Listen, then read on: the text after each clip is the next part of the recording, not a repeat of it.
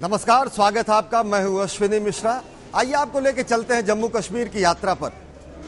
बात होगी रियासत की सियासत की और साथ ही साथ राजनीतिक दलों की सियासी सांसद की। बात होगी आवाम की, सरकार के काम की, जनता की अपेक्षाओं की, राजनीतिक मुद्दों की। साथ ही सर्द गुलाबी मौसम में राजनीतिक सरगर्मी का जनता की नब्ज पर कितना है असर।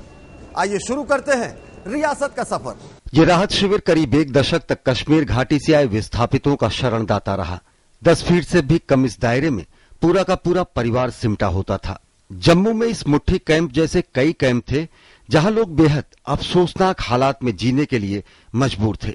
यहां करीब 500 परिवार रहते थे, जिनमें से काफी का पुनर्वास कॉलोनियों में हो चुका है, लेकिन ऐसे भी लोग हैं जो नौकरशाही और लाल फीताशाही की गिरफ्त में आज भी सरकारी दफ्तरों और अदालतों के चक्कर लगा रहे हैं।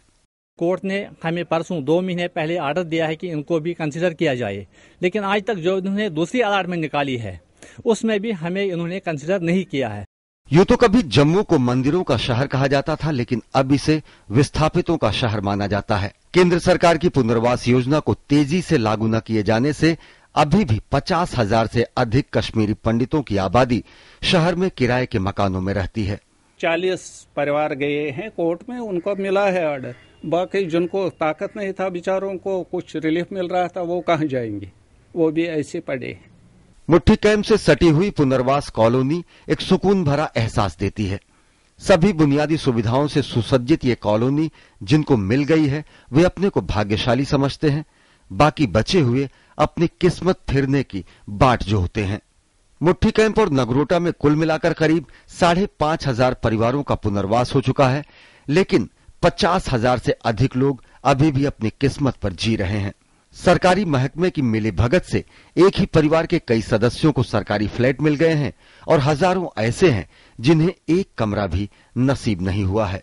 माइग्रेशन जब हुई तो 57,000 से अबव था, तो जो रिहैबिलिटेशन की बात कर रहे हैं, रिहैबिलिटेशन कुछ करीब 4,500 तक, इससे ज़्यादा नहीं हुआ है। उसमें मुस्लिम्स भी 200-250 है जिनको क्वार्टर दिए गए हैं, 300 के करीब सरदार भी है, बहुत सारे जितने भी थे। बाकी की जो दिल्ली बम्बई है वो वहाँ के हैं, जो यहाँ रहते हैं बाकी, तो उनमें ज़्यादातर अधिकांश जो है रेंटेड बेचारे गरीब लोग हैं जिनकी सूद गवर्नमेंट अभी नहीं लेती है। विस्थापितों की समस्याओं से सहानुभूति जताकर इनका वोट बैंक के रूप में इस्तेमाल करना राजनीतिक दलों की फितरत है। राजनीतिक रूप से जागरूक पीढ़ी अब केवल घर नहीं, रोटी और रोजगार भी चाहती है। जम्मू में केवल कश्मीरी पंडितों के विस्थापन की समस्या नहीं है। पाक अधिकृत कश्मीर से आए विस्थापित, छम्ब से आए विस्थापित, उग्रवाद से पीड़ित हर वर्ग के विस्थापितों की भारी तादाद यहां रहती है। अगर विस्थापितों की जुबान में कहें तो सरकार को विस्थापितों की असल संख्या ही नहीं मालूम। जैसे ये पेड़ सूखा है, उसी तरह से इनको भय है कि इनकी जड़ें न सूख जाए। ये कहते हैं यहां दरख्तों के साए में धूप लगती है, चलो यहां से कहीं दूर उम्र भर के लिए।